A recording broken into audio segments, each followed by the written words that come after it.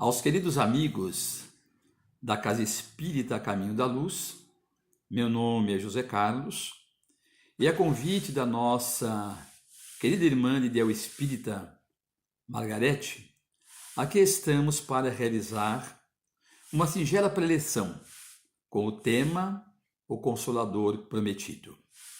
Antes, porém, convidamos todos os irmãos dessa casa de luz e de paz para a prece inicial. Senhor de infinita bondade, abençoe e proteja todos os corações amigos e sinceros vinculados a essa casa de amor cristão. Que a paz, a união, a fé, a solidariedade e a realização do bem seja uma constante na vida de todos.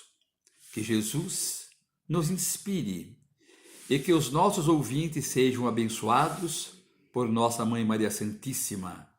Assim seja. Gostaríamos de, nessa evolução histórica, relembrarmos a todos nós, como relata no Evangelho segundo o Espiritismo, uma pequena passagem de Moisés, que para todos nós cristãos é a primeira revelação. Moisés chega numa época, há 1500 anos antes de Jesus, na região dos egípcios, onde liberta o povo hebreu do cativeiro egípcio. E de volta à terra prometida, Moisés terá um grande trabalho de fundar o chamado monoteísmo, a crença num Deus único e poderoso.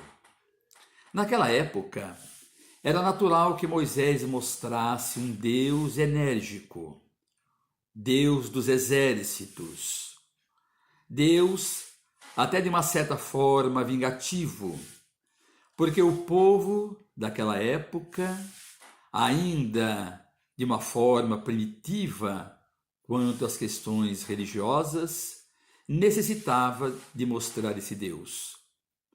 Moisés nos legou a lei, nos legou os 10 mandamentos. Pois bem, depois de 1500 anos, Deus manda o seu próprio Filho, que é a segunda revelação. E nós lembramos mais ou menos que encontra-se no Evangelho que Deus amou o mundo de tal maneira que deu a todos nós o seu Filho unigênito, Jesus, para que todo aquele que nele crê não pereça, mas que venha ter a vida eterna. Nesse processo histórico, nós vamos observar que depois da primeira, da segunda, vai chegar para nós a terceira revelação. E quando nós lemos de uma forma de estudo o Evangelho do Cristo, nós vamos encontrar no capítulo 15 do evangelista Mateus a seguinte citação, dita por Jesus: Se me amardes, guardai os meus mandamentos, e eu pedirei ao Pai para que vos mande o Consolador prometido, o Espírito de verdade, para que fique eternamente convosco. O objetivo do Consolador prometido é fazer-vos lembrar de tudo aquilo que vos tenho dito e de explicar outras tantas coisas que por ora não podeis compreender. Dessa forma, nós vamos ter na doutrina espírita a terceira revelação, surgida no dia 18 de abril do ano de 1857, que é a doutrina maravilhosa ao qual nós seguimos e tanto amamos. Antes, porém, nós gostaríamos para fazer uma comparação, para ver de fato a importância de que o Consolador prometido tem para nós, citarmos, de uma forma resumida, algumas passagens para que os irmãos gravem e depois possamos fazer o nosso fechamento. Então lembramos, numa passagem simples do evangelista Mateus, no capítulo 8, quando Jesus, reunido aos discípulos, eles entram na cidade de Gadara, onde existiam cemitérios, escombros. E ali, caminhando, eis que vem em seu encontro 2 endemoniados. E ao aproximar-se de Jesus, os 2 caem por terra, se ajoelham e gritam: que temos nós contigo, Jesus, Filho de Deus? Por que vieste nos atormentar? E Jesus pergunta-lhes o nome, e eles respondem: Legião. Jesus impõe-lhe as mãos, Legião os deixa, e logo depois aquelas 2 pessoas estão totalmente restabelecidos. No capítulo 9, também em Mateus, os discípulos trazem a Jesus um homem endemoniado e mudo. Jesus, ao afastar o demônio, o homem está curado e volta a falar. No capítulo 13 do evangelista Lucas, existe a seguinte narrativa que num dia de sábado, Jesus adentra a sinagoga para a sua pregação. E ali encontra-se uma mulher que há 18 anos está curvada por acesso, por dominação do demônio. Jesus então impõe as mãos, o demônio se afasta, a mulher volta a ter a postura ereta e se cura aos olhos de todos aqueles que lá estão. No capítulo 17, agora do evangelista Mateus, depois da transfiguração no Monte Tabor, Jesus desce com Pedro, João e Tiago, e lá embaixo um pai desesperado diz: Senhor, cura meu filho que é lunático. Porque algumas vezes o demônio joga na terra, outras vezes no fogo, na água. E eu gostaria muito que o Senhor curasse. Jesus impõe-lhe as mãos, o demônio se afasta, e a criança curada volta para casa aos braços do seu querido pai, que agradecido, sorri feliz e contente. Pois bem, diante dessas citações, nós vamos observar que futuramente virá à Terra no dia 3 de outubro do ano de 1804 o senhor Denizar Rivail, de família católica. Naquela época os seus pais tinham uma certa condição, e ele aos 10 anos de idade foi estudar em Verdun, na Suíça, cujo professor Jean-Henri Pestalozzi. O senhor Denizar era tomado de uma total acuidade, que rapidamente ele passa a compreender as letras, as ciências, a matemática, se aplica aos estudos. Logo depois, na adolescência, ele também vai aprender alguns outros idiomas, entra em contato com o chamado protestantismo e também com o magnetismo de Franz Anton Mesmer. E aqui eu gostaria de dizer aos irmãos que o magnetismo de Mesmer deixou o senhor Denizar muito apaixonado, porque Mesmer nasceu no ano de 1735 e vai desencarnar no ano de 1815, aos 80 anos, e ele era um grande apaixonado pela cura dos semelhantes.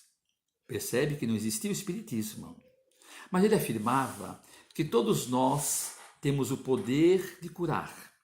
Somos dotados de uma certa energia que, através da oração, da concentração, podemos colocar as mãos no nosso semelhante e eles se curarem. Ele era a favor também de que poderíamos magnetizar as roupas do doente, uma fotografia, inclusive a água, essa substância propícia a receber as energias, os fluidos do plano espiritual, ao qual aquele que estivesse doente, ao ingerir, viesse a se curar. Então, o Sr. Denizardi era um apaixonado por aquilo que estava escrito a respeito de Franz Anton Mesmer. Dizemos isso porque no ano de 1854, o Sr. Fortier, um grande amigo do Sr. Denizardi, que também era estudioso do magnetismo, vem dizer a ele a respeito dos fenômenos das mesas girantes, que havia se popularizado por toda a França e em outros países. Essas manifestações se davam em muitas casas, que depois de uma concentração de orações, eles sentavam-se em volta, com as mãos sobre a mesa, e através de pancadas recebiam frases, textos. Uma pancada para a letra A, 2 para a letra B, 3 para a letra C e assim sucessivamente. Dessa forma, o Sr. Denizardi, ouvindo, disse-lhe: ó, meu amigo, o dia que me provarem que as mesas têm nervos para sentir, cérebro para pensar, e pode inclusive tornar-se sonâmbula, quem sabe talvez eu passarei a acreditar naquilo que você está me dizendo. Mas em janeiro do ano seguinte, de 1855, ele recebe a visita do Sr. Carlotti, uma amizade de 25 anos, ao qual tinha um grande respeito e admiração. E esse também vem agora dizer-lhe a respeito de uma forma muito mais séria dessas manifestações que ele ouvira dizer que eram de espíritos, de pessoas que um dia viveram na Terra e que seria importante que o Sr. Denizardi fosse assistir pelo menos uma dessas reuniões, já que todos os seus círculos de amizades já haviam presenciado. E assim, o Sr. Denizardi Revailloud foi na casa da senhora Prenelezon, e o que ele observou deixou ele encantado, deixou ele maravilhado por perceber que atrás daquelas manifestações, através daquelas batidas, existia um outro mundo que até então não havia sido desvendado. Era importante então que agora ele se lançasse mãos às obras para que trouxesse ao mundo uma nova solução para inúmeros problemas. E foi assim que, depois frequentando a casa do Sr. Rostand, ele então começou a confeccionar uma série de perguntas para, através das respostas, pudesse então receber do mundo espiritual aquilo que ele vem intitular de O Livro dos Espíritos. Quando chegou no número de 501 questões, houve a necessidade da publicação. E dessa forma, houve uma dúvida: que nome deveria ele colocar nessa preciosa obra? E aí, o Espírito Zéfiro, o seu grande amigo, que o orientava, que o inspirava, que o ajudava nos escritos, disse-lhe a ele, através de uma médium: Sr. Denizardi, nós há muitos anos antes de Jesus, na civilização celta, nós pertencíamos aos druidas, nós éramos sacerdotes. Eu, Zéfiro, e o senhor, naquela época, levava o nome de Allan Kardec. Dessa forma, seria então importante que o senhor colocasse nessa obra esse nome, ao qual Ele queria que a obra valesse pelos escritos, que a obra tivesse importância daquilo que estava escrito e não pelo nome, porque o senhor Hippolyte Léon Denisard Rivail era uma pessoa muito conhecida por toda a França e em outros países pelos seus escritos nas áreas de pedagogia, da matemática, das ciências, e era um intelecto de renome. Dessa forma, rapidamente esgota-se o Livro dos Espíritos naquelas edições, e ao qual há necessidade de reformular outras tantas. Nós que lemos ainda há pouco algumas passagens, que falamos ainda há pouco sobre algumas passagens do Evangelho de Jesus sobre os demônios, e ao qual Jesus, o nosso Mestre Divino, nos diz que com a vinda do Consolador prometido, haveríamos de compreender tantas questões que naquela época não poderia ele exemplificar, e nem explicar, nem se aprofundar, porque trazia informações também no momento em que havia necessidade de futuramente os homens, de acordo com a ciência, se aprofundarem mais nas mensagens cristãs. Então, nós vamos ler agora, com o lançamento do Livro dos Espíritos, que nos traz as provas da existência de Deus, dos seus atributos, da criação do mundo, das grandes e inúmeras moradas, na pluralidade das existências, dos anjos protetores e amigos. O Livro dos Espíritos fala da importância da oração e, acima de tudo, na questão 625, há uma pergunta que Kardec diz aos espíritos amigos: qual é o ser mais perfeito que Deus nos deu para servir de guia e modelo? E a resposta é uma síntese, é uma maravilha: Jesus.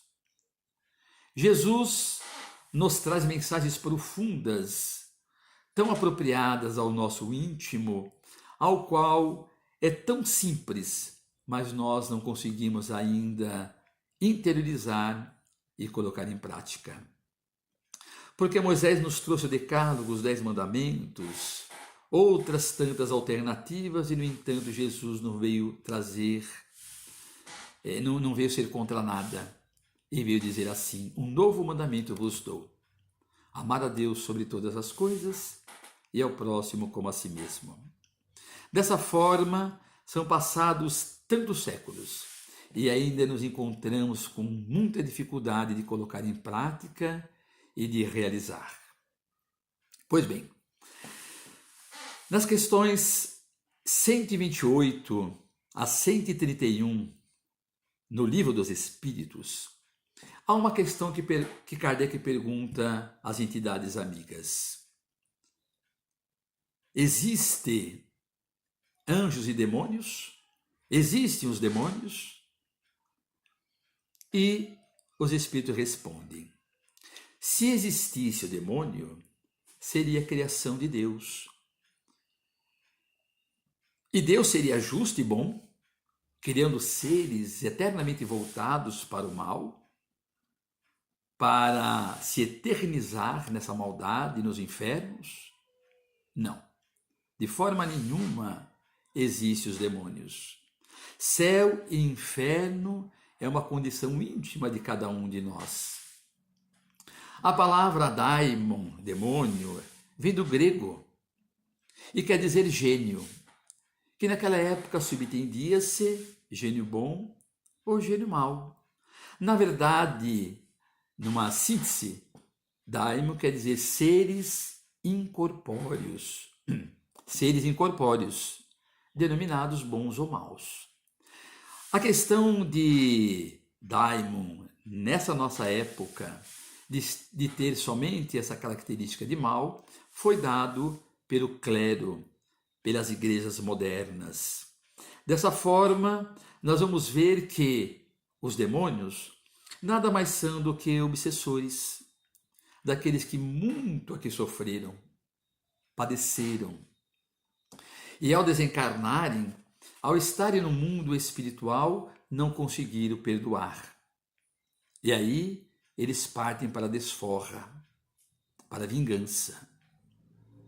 É o que nós vemos constantemente nas casas espíritas. E gostaríamos então de relatar, e todos os irmãos podem se apropriar, se pesquisar. Existe um livro chamado O Inesquecível Chico. Ali, nesse livro, editado pela GEM, Grupo Espírita Emmanuel, o próprio Chico relata uma história maravilhosa para todos nós sobre os obsessores. Ele conta que lá em Pedro Leopoldo, no Centro Espírita Luiz Gonzaga, ele servia de médium, recebia as entidades sofredoras, e o seu irmão José Xavier doutrinava. E, numa dessas vezes, eles pedem a Emmanuel mais trabalho. E, de repente, vai chegar na cidade 3 moças totalmente obsidiadas, possessas, subjugadas a tal ponto que, muitas vezes, os espíritos diziam, rastejem, elas rastejavam. Comam vidros, e elas comiam. Gritem, e elas gritavam. Era um processo terrível ao qual, sabendo do Centro Espírita Luiz Gonzaga, elas foram levadas lá para tratamento.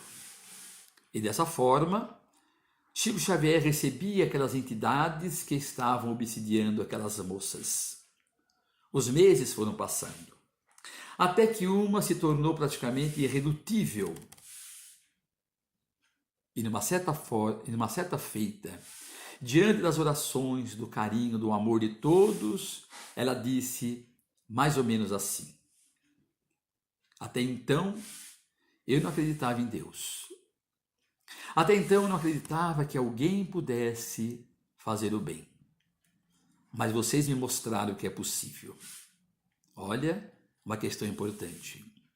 A partir do momento em que eu passei a frequentar esta casa, sendo trazidos pelos benfeitores amigos, eu questionei todos eles, mas eu comecei a observar que vocês que aqui frequentam levam a sério. E quando vocês saem daqui, eu vou acompanhando a cada um, para ver se de fato vocês cumprem aquilo que é aqui pregado. Se vocês realizam aquilo que o Evangelho pede, e vocês estão de parabéns pela prática da caridade, pelo amor, pelo carinho com que vocês têm nessa união de amor a Jesus. Mas, muito mais por vocês do que por ela, viu? Eu vou deixá-la então. Antes, porém, em outras casas, em outros lugares que eu fui, em outras igrejas, as pessoas que lá estavam me chamavam de demônio, de Satanás. E em nome de Deus, que afaste esse demônio dessa moça, Satanás, demônio, eu levei essas denominações. Mas eu gostaria de relatar a minha pequena história de uma forma bem rápida, para vocês verem de fato quem é o Satanás. Eu sou negro. E assim como outros que aqui estavam, fomos trazidos cativos da África, ao qual nós tínhamos a natureza que contemplávamos, eram felizes, mas vieram os homens brancos e nos trouxeram para o Brasil. Eu, junto com outros tantos, fomos parar na fazenda dessas 3 moças, dessas 3 sinhás, em encarnações passadas. E elas muito judiaram de nós, muito nos fizeram sofrer. Nós passamos fome, todas as necessidades que vocês possam imaginar. E como era natural, não somente eu como outros, tínhamos o objetivo de fugir. E por que não? Nós acreditávamos num Deus que nos deu a liberdade de não matar o próximo, não de escravizar, no entanto, estávamos aqui escravizados. E numa noite, sorrateiramente, eu fugi da fazenda. Escapei. Eu confesso a vocês que durante 3 dias eu senti a alegria da liberdade. Contemplava as estrelas, o arvoredos, os pássaros, atravessávamos os campos, os rios, até que o capitão do mato me capturou. me trouxe amarrados as mãos e os pés. Eu caminhei quilômetros para chegar até a fazenda. E quando lá cheguei, Sinhá mandou fazer um buraco no chão, enterrou meu corpo amarrado, deixando para fora do terreno somente a minha cabeça. E eu pedia perdão, dizendo: Sinhá, me perdoe. Preto Velho nunca mais fará isso. Me dá uma nova oportunidade, Sinhá, para que eu possa me restabelecer. Não me mate. Eu tenho esposa, tenho filhos, e por que você não pensou nisso? Dizia ela sarcástica. Pois agora vai morrer para dar exemplo a outros tantos. Não faça isso, Sinhá. Nego velho quer perdão. Eu vou servir a senhora até o fim da minha vida. No entanto, ela pediu que eu colocasse mel na minha cabeça. E à noite vieram os bichos, começaram a picar-me, morder-me, deixando o meu rosto, o meu crânio, orelhas em carne viva. Vieram outros animais e eu pedia que me poupasse a vida. Até não suportando mais, não conseguia respirar direito, realizar as minhas necessidades. E um dia, no auge do desespero, sabendo que ia partir, eu disse a ela: se a vida continua assim, eu lhe buscarei nos infernos, e eu vou lhe atormentar por toda a eternidade. E quando ela desencarnou, eu a encontrei. E nós rolamos nos abismos infernais de regiões trevosas, até que a perdi, vindo agora encontrá-la.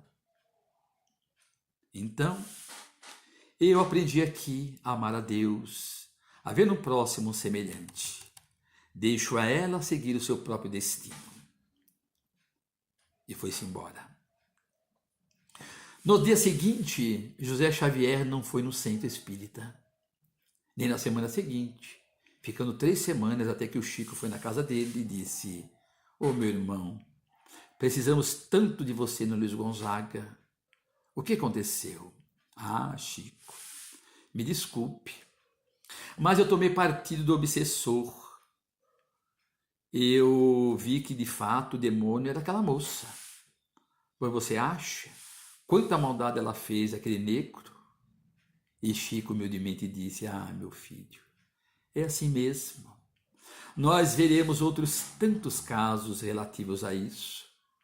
Nós vamos vendo que o obsessor nada mais é do que aquele que foi prejudicado, do que aquele que foi judiado. Pelo muito que fizeram a ele não conseguindo perdoar, tornou-se um obsessor. Voltemos ao trabalho. Mas eles voltaram a trabalhar e nos trazer profundas lições através da psicografia de Francisco Cândido Xavier.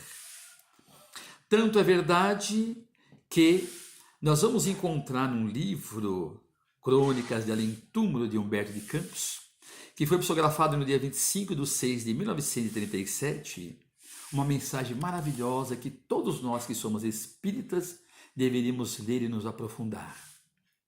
Nesse livro, Crônicas de Além-Túmulo. É o livro que nos traz inúmeras mensagens, mas entre elas tem assim: a ordem do Mestre. A ordem de Jesus. Ele chamou João Evangelista, rejuvenescido no mundo espiritual, e perguntou como estaria a sua obra aqui na terra. E João Evangelista fez um relato imenso para ele do fracasso dos grandes templos religiosos, da matança, da escravização, usando erroneamente o nome de Jesus. E aí Jesus humildemente olha para o discípulo de Pátimos e diz: ah, meu filho, já que os homens fracassaram, já que os vivos fracassaram, eu convoco os mortos, para que saia dos túmulos e venha novamente trazer a minha mensagem, que é a boa nova. E você, João, estará à frente desse grandioso trabalho. Vejam Por isso que nós dissemos que o Espiritismo para nós é a terceira revelação, é o Consolador prometido. E dessa forma, aqueles que puderem se pegarem o Livro dos Espíritos de Allan Kardec e abrirem lá na parte do Prolegômenos. Prolegômenos quer dizer um resumo que mostra sobre a importância dessa maravilhosa obra. Lá no final de Prolegômenos, como todos nós podemos observar, tem alguns nomes. Do segundo nome em diante está assim: Santo Agostinho, São Vicente de Paulo, São Luís, o Espírito de Verdade, Sócrates, Platão, Fénelon, Franklin, Swedenborg, etc. Gente, mas o primeiro nome que aparece ali é São João o Evangelista. São João Evangelista, aquele ao qual Jesus, o grande construtor dessa terra, deu a ele essa gloriosa tarefa para, junto com o ilustre codificador da doutrina espírita Allan Kardec, trouxessem para todos nós o Consolador prometido. Então, que todos nós possamos, nos apropriando dessa maravilhosa obra, estudarmos, colocarmos em prática e ser os multiplicadores da mensagem do Cristo, agora respaldada com a continuidade da vida, sabendo que Deus está no leme, que nada está perdido. Mesmo nos dias de hoje, nessa época de pandemia, Deus está no leme. Existe alguma coisa por trás de tudo isso. Não estamos esquecidos. Com certeza estamos resgatando os nossos débitos passados, porque não existe ninguém na Terra que não tenha o seu passado comprometido. E já que não seria interessante que houvesse uma guerra mundial, para que não surgisse o ódio, a raiva, a vingança, vem então as epidemias, para que ressurja no mundo a solidariedade, o amor, a oração, as preocupações de uns para com os outros.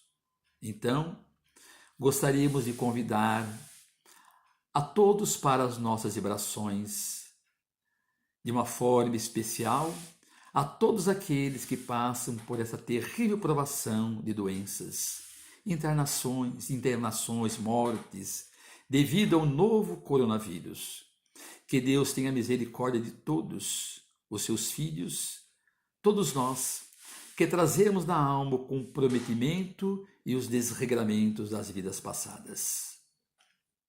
E para encerrarmos, queremos pedir a Jesus que abençoe todos os trabalhadores da Casa do Caminho, todos os frequentadores dessa casa iluminada, todos aqueles que de uma forma ou de outra têm um vínculo de amor e carinho a esta casa intitulada A Caminho da Luz. Que Jesus possa abençoá-los, protegê-los, para que no fim dessa pandemia possam todos se encontrarem e num abraço, nos beijos, poderem uma vez mais, de mãos erguidas, dizerem: muito obrigado, meu Deus. Muito obrigado, Jesus. Muito obrigado, mentores espirituais. E muito obrigado a todos vocês, meus queridos ouvintes, pela paciência, pelo amor, pelo carinho de terem me ouvido até aqui. Fiquem todos na paz de Jesus e até uma breve oportunidade, se Deus assim o permitir. Muito obrigado.